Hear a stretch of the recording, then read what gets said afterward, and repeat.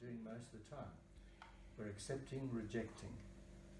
So our minds are trapped in this dichotomy of like, dislike, wanting, not wanting, approving, disapproving, accepting, rejecting.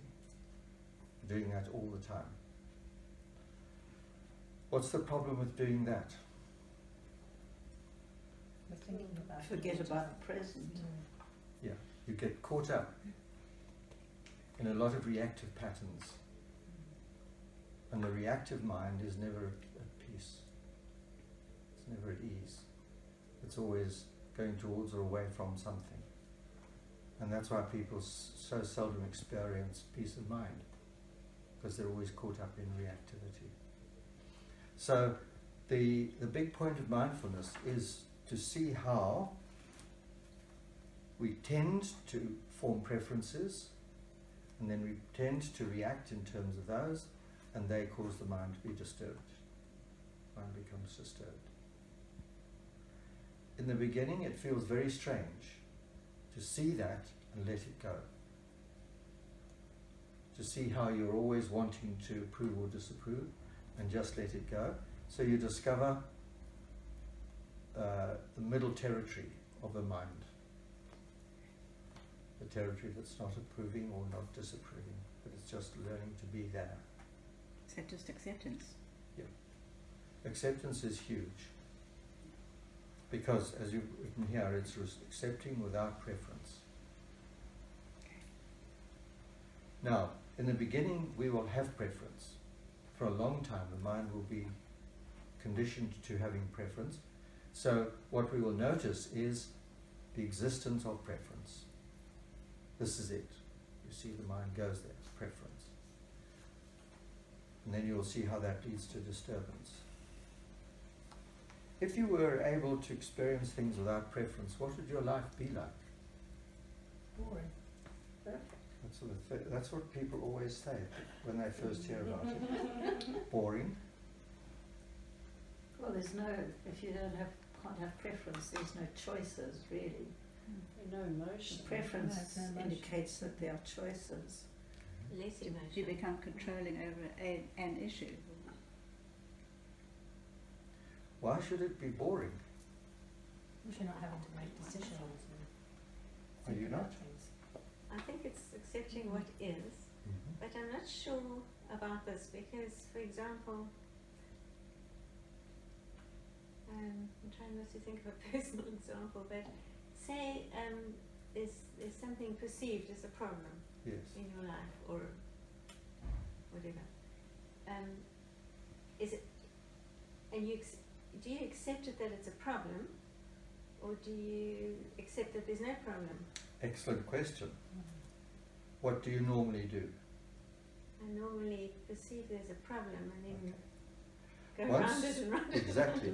Once you've named something as a problem, your view of it changes. It goes into a category in the mind which has difficulty written over it. Yeah. And that is because of preference. It becomes a problem because of preference. So if you're able to let go of that and stop thinking in terms of problems, what would happen in your mind? It would relax tremendously. It would. It would relax and it would be at ease. It's actually an enormous thing. And you think life would become boring, but actually it would become much more interesting because you're not constantly bogged down with reactive, negative, painful, or whatever thoughts and feelings. Isn't there then a tendency for you to sort of become too level? You know, it's Bland. nice to bland, exactly, that's a great word, bland, because you're not reacting to anything then. You're not reacting positively or negatively, you're just floating. Excellent. So you're caught in the assumption that life is about having reactions. We're Reactivity. a bunch of potential Bunch reactions. of- yes. Bundle. In fact, that's our education, isn't it? It's our conditioning. Our conditioning. Mm. But actually, if you look at that conditioning, you're looking at a mind that is not at ease. Yeah, I agree with it. But for example, just take voting for government. Mm. You have an opinion, otherwise you wouldn't know who to vote for. Yeah. You don't have to give up opinions. Okay. Remember, preference is an emotional state. Opinion can be a balance condition. Okay. Well, that's a big point. Very, yeah. If you look at peace of how would you understand peace of mind? What would it look like? Like a happy feeling. Light. Mm-hmm. Could Happy. be- but I think visually I would see light and balanced. Good. Balance. Balance. There's no like wobbling, Mm-hmm. What would cause wobbling? fighting with it, not Negative letting it go. thoughts. What causes fighting? You can't actually come to terms. You're What prevents you coming to acknowledging it. terms? not. That you wanted to If you change. don't accept it, you've got to change it. Yeah. Good. So that's preference. There you go. Judgment. Yeah. Yeah. You can't come to terms. You won't. You have a preference. Things are not going the way you want them. So the mind is disturbed. Until it gets its way. Then it's fine. But it can't always get its own way. I'm Maybe struggling just with accept. opinion not being a preference or a judgment. I Hmm? don't know. Oh. I'm struggling with that, with opinion not being a preference or a judgment. Because I'm of the opinion that I eat healthily, Mhm. but that's also my preference to eat healthily. Mhm. That's okay. It's just that opinion doesn't have to be a preference. It may be my opinion, because I've looked at the sky, that it's going to rain this afternoon.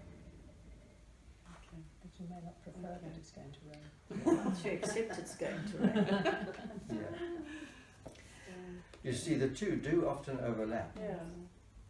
but that doesn't mean one is part of the other or dependent on the other.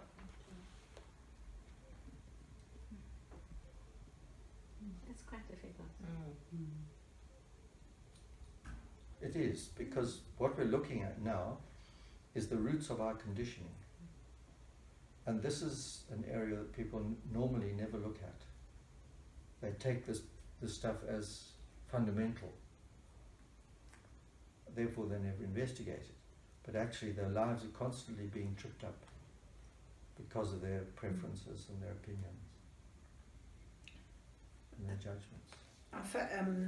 When we get down to the problem story, which brings in everything, the preferences and all of that, I've always thought, my opinion now is that if you can accept the problem and know that there is a problem, for whatever reason it is, and if you accept that and then start to work through it, I always think you need to do that.